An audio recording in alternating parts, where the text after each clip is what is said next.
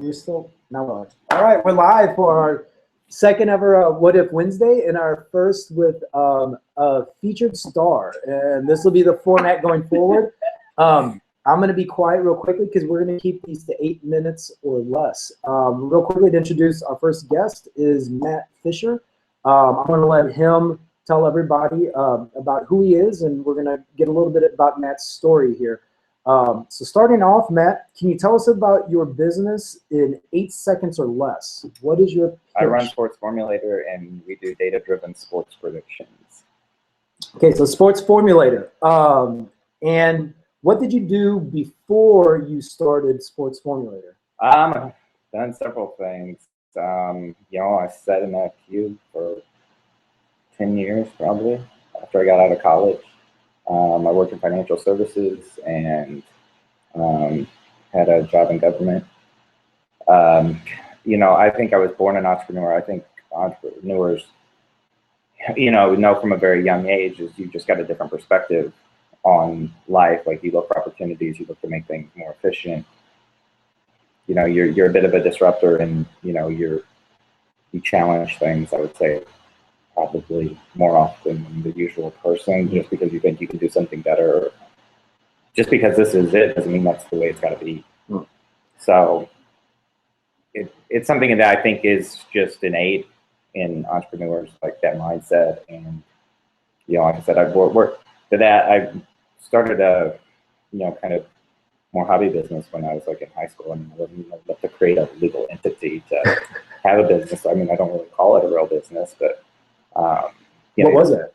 I was big into UFC when it started, and this was way back, really, when websites were just starting to get on the internet when I was like 16, back in '96, and ran like a newsletter basically on MMA stuff, mainly covering the UFC, like doing interviews with fighters and like selling MMA VHS tapes. Wow. Remember those? So your lemonade stand was a UFC newsletter. Yep. You actually landed real interviews with fighters? Yeah. Wow. Yeah. I was lucky. I was probably just too naive at 16. But I was like, hell, I'll just ask. People tell me no, they tell me no. Most people were very responsive. It was a fairly new sport. So it wasn't a crowded marketplace or anything. I started when it was like UFC 6. Wow. And now they're at UFC almost 200 or so. Yeah. Did you mentioned about being a disruptor? Did you find that made you a bad fit in your corporate job, your cubicle job, and your government job? This thing that you identified with being an entrepreneur, did that make you? I work for big corporations, and not that all corporations are like this, but I think entrepreneurs aren't truly appreciated in most corporations because they want to have a lot of control on things, and it's top down on everything. And I think it's just very frustrating in that if you see like a process improvement or something, as an entrepreneur, if I find something today that would make the site faster, or be able to develop the formula or something better, I just go ahead and do it today. If I was sitting in a cube at a corporation, maybe 30 days from now we would, 6 months from now, who knows? Bureaucracy. Working for the government, I was able to really get stuff done quicker than in a corporation. Really? Will blow a lot of people's minds, probably. But wow. What made your if you could identify a single thing, what was it that helped you make your entrepreneurial leap from what you were doing to going all in on entrepreneurship? I went to Startup Weekend here in Columbia a few years ago now, and it was just a good weekend. Like, I wasn't really too familiar with Startup Weekend, but I heard about it like a week or two before the event, so I was like, I'm gonna go to this, and like it's a good experience to just get in there, like get the different ideas. I mean, there's always good energy, I think, when I've been to the Startup Weekend here, and like going back to work and sitting in a cube just doing the same thing every day, it's just incredibly frustrating. It was just an itch I needed to scratch, so I was like, I'll try it. If it works, it works. If it doesn't, I'll get another job. Cool. So what, as an entrepreneur, now that you've made this switch, what has been the biggest struggle that you've encountered or continue to encounter? you know, you've got to earn your paycheck. I don't have paid time off. I don't, you know, I can't just count every other Friday I'm going to get paid like most people. Like, you know, we've all got to go out there and earn our paychecks. Yeah. Like that's part of starting it is you're out there and if you don't make sales, you don't get paid. So well, and the what other keeps you thing, motivated. And I mean, money is the biggest problem, I think, with about every entrepreneur that I know is, you know, you've just got to have enough to get going and hopefully stay afloat until the revenue really starts to come in. Yeah. And I think there is an answer to this, but you make sports predictions. How many days out of the year is there not a game that you need to make sure that you run the formulator through and make a prediction I on? think 5. There's nothing during the All-Star break for Major League Baseball, and I think Christmas Eve is usually. I don't think I did anything on Christmas Eve this year. So in terms of it's a 9 to 5 or Monday through Friday, that it's working every day. Every day. I mean, if I don't have to run stuff, I'm still working on something. Yeah. You know. So tweaks the improvements that you mentioned. I mean, you're always trying to market or come up with better things. I mean, I'm so much more efficient now than when I first started. Like, when I first started, it was 12-hour days were the easy ones. I think we have time for one more question to land this plane under 8 minutes. Actually, there's 2. There's a bonus question, but the last longer question is, what's been the biggest reward that you've had from being an entrepreneur? Oh gosh, that's a good question. I think just the validation of, having, I can go look my Google Analytics, see how many countries, people have gone to sportsformulator.com from, and seeing that there's people out there that want it. And, I have a lot of support. When I first got started, a lot of my audience was very engaged and they would give me good feedback. And I appreciate everyone that's willing to give me honest feedback on stuff, because that's what helps develop your business. Is you've got to listen to your customers. And, the more they're willing to help you, better off your business is going to be. So it's that human relationship. Nice. The last question I have, and then we're going to end this segment and we're going to open it up for some Q&A, is who's going to win the Super Bowl? I think the Seahawks. They were my pick last year, and they were my preseason pick. The Patriots. So I think they'll both win this weekend, and the Seahawks will win next weekend. All right. Well, thanks for the free pick. And that's going to conclude our first What If Wednesday guest chat. And now we're going to open it up for Q&A. I'm going to scoot in. Yeah. We're going to be cozy. We're doing this all on one screen this time. Hi, Felicia. So we're going to have a live Q&A. Yeah. So I wanted to ask you, so you said that the biggest thing that you love about being an entrepreneur is the reward of being known. So what is the thing that you dislike the most? Gosh, that's a tough. I mean, I like most of it. Like, I like working. I mean, I'm just so used to working every day now. I don't know what I would do. But boring. Well, yeah. I mean, I've got to keep my mind active on something. So I can't imagine what it'd be. I think the biggest thing though is just running into people that the naysayers and and to be honest, is dealing with the entrepreneurs. That's the thing that's the thing I get most frustrated with. I think is people that think that entrepreneurship is easy and that you just open your business and customers just come to you and a year later you're a millionaire. Yeah. I have not experienced. Yeah. Well, all of us entrepreneurs here, I'm sure, felt the same thing, and it's been so crazy that it's like you're in a whole different world than other people. They don't understand. They think it's easy, but then they also don't even understand like your lifestyle. Like, I don't shut off my phone ever, and I'm working till 4 a.m. sometimes, and I don't weekend, and then I take a strange day off, and just like relating to people who don't have that, you find that kind of a. I live a very different lifestyle. Like, I mean, I do my grocery shopping a lot of times on Monday mornings when most people are going to work because there's nobody there. And I can That's great. Get to the grocery store in 20 minutes, no problem. It is hard to, I think, relate to the average worker in that I don't know if there's going to be something go wrong. If my website goes down, that's my total focus. If it happens at, 8 in the morning or 8 at night, I've got to deal with it then. I can't just be like, well, wait till tomorrow. I get on it and do it. And, people I know get frustrated. If they invite me to do stuff, I'm like, maybe. I don't know. I wake up my day, it's basically free form every day. I think it's just like you guys, is you've got certain things that need to get done that day, and what order you're going to put them in, and you've always got other stuff that comes up.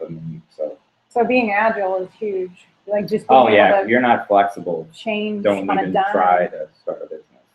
Yeah, and that was one of the hugest things that I had to let go of, was trying to have a strict schedule of things, because Matt and you and I both, we used to teach, and that's very regimented. You have a plan for weeks on end, and then I'm trying to shift from doing that to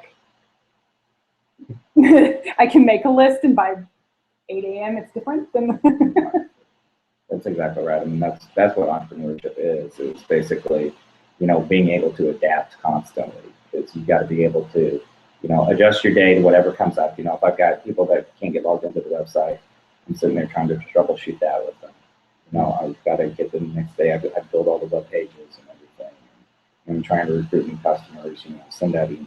It's responding to customer emails. What would you say? They say a champion is more upset at losing than he or she enjoys the victory.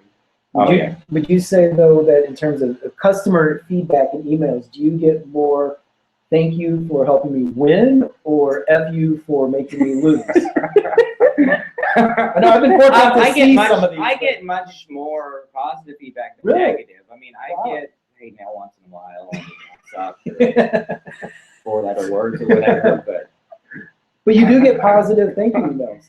Oh yeah, I've gotten a lot of good emails. That's nice.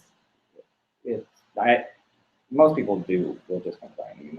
That's customer service business. You're going to hear usually 10 times more negative feedback than positive. But my case has been pretty good. I think most people are appreciative. Yeah. How do you promote your business? Doing things like this.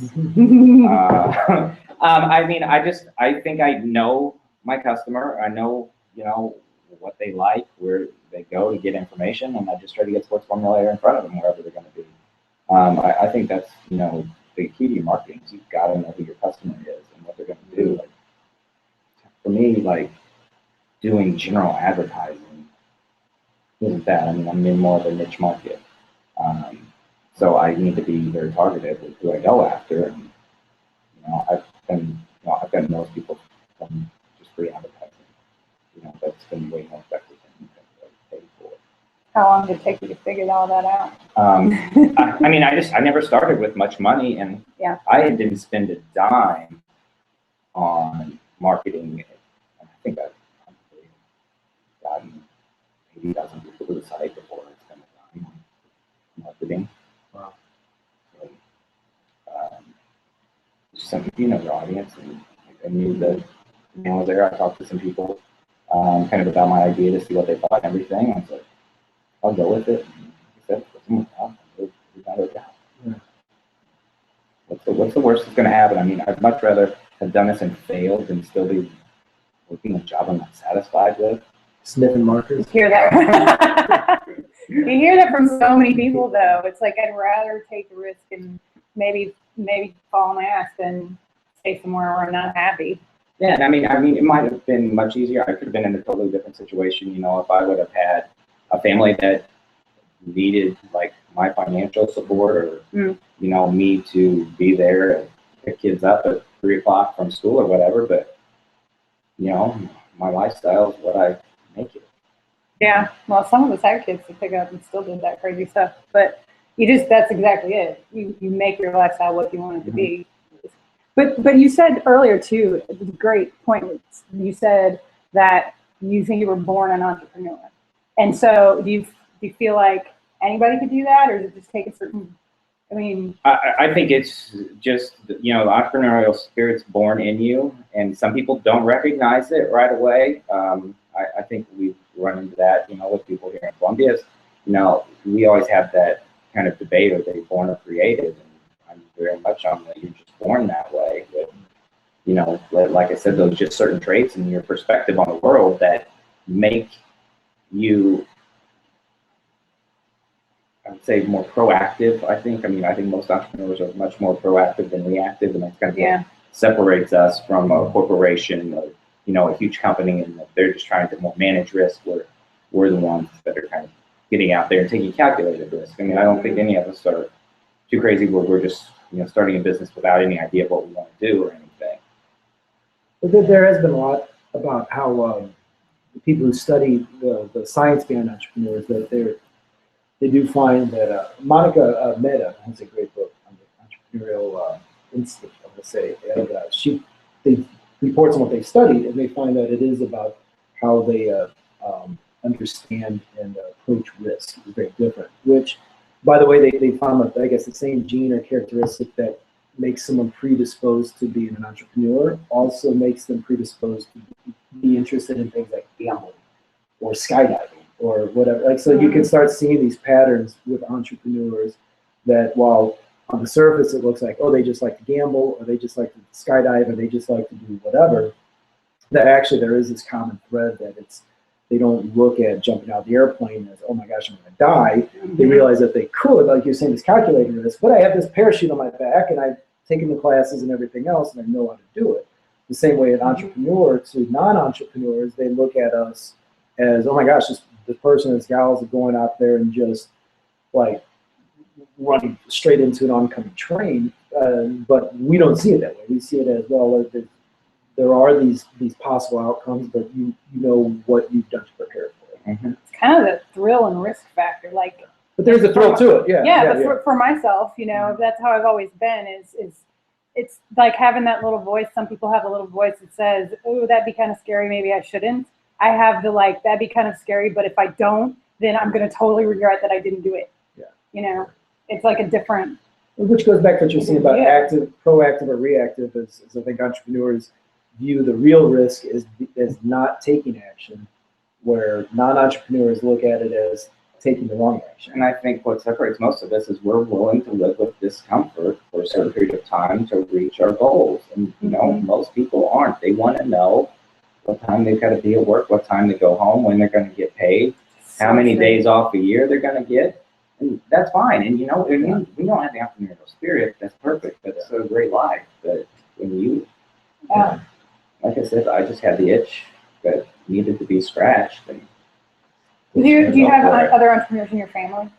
Yeah, I mean, I've been, my dad wasn't necessarily an entrepreneur, but he owned a business.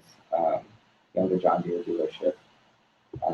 We lived in sales when I was really little. Like I've known, I grew up across the street from, a husband and wife that run the business. It's a local business here. They're very successful. And when I was in high school, we had to pick. We got 2 weeks off of school basically to go job shadow people that were in careers that we wanted. And I picked the guy that started the business. Oh, interesting. Wanted to just go see what's alive. 17 years old. Yeah. Go see. Were there any lessons you've learned from that experience that you apply to your business or your today? I think so. I mean, just talking to entrepreneurs, I mean, I think most of them, it's good you can feel their passion. It's palpable, basically. And most of them, when they talk about their stuff, I mean, I think most of them are willing to help one another out. I mean, that's one of the good things. I think here in Columbia is we have a lot of supportive people that will volunteer their time and not trying to sell you additional services or whatever. They're just there to help you. Yeah. And I know you do a lot of work in the entrepreneurial community here in Columbia. So that's always nice to have entrepreneurs who I know in my experience, and I'm curious in both of you, if you've seen it as well, that a lot of like you say, you have the entrepreneurs, but a lot of the real hardcore entrepreneurs, another characteristic in addition to the willingness to take risks, or the way they calibrate risk, is also that almost immediate reaction of wanting to give back or sharing like what they've learned And now that I've learned this lesson in my entrepreneurial journey, how can I help others and share that? I find many entrepreneurs to be some of the most gracious people with their time and effort. Yeah. Well, I think that's, one thing that does separate us also is I think are more highly engaged. I mean, my business plan has a community involvement section on how I want to be involved, in the community. And every entrepreneur knows how hard it is. That's why I always tell people, it's like, just get started. If you fail, none of us that have started a business are going to look down at anyone's face. We all know how hard it is to get anything. I mean, it's not easy. There's more competition now in business than ever because it's so easy to start a business. Yeah. You don't need to go raise a bunch of money to get a building, or lease or, have physical products. Most businesses now, online. Yeah. yeah, I don't have anything tangible that I can give someone and say, this is my product. It's like, you got to go look at it on your computer. Yeah. Mm-hmm. All right. I think we'll go ahead and wrap it up. Thank you very much for coming in for the Q&A and being our pioneer. And your website is? Sportsformulator.com. Well, go Seahawks, and we'll look forward to hopefully having you on again sometime in the very near future. You can send him some emails about your opinions of it after the Super Bowl. Yeah. All right. All right. Join Thanks, us next Wednesday, same time.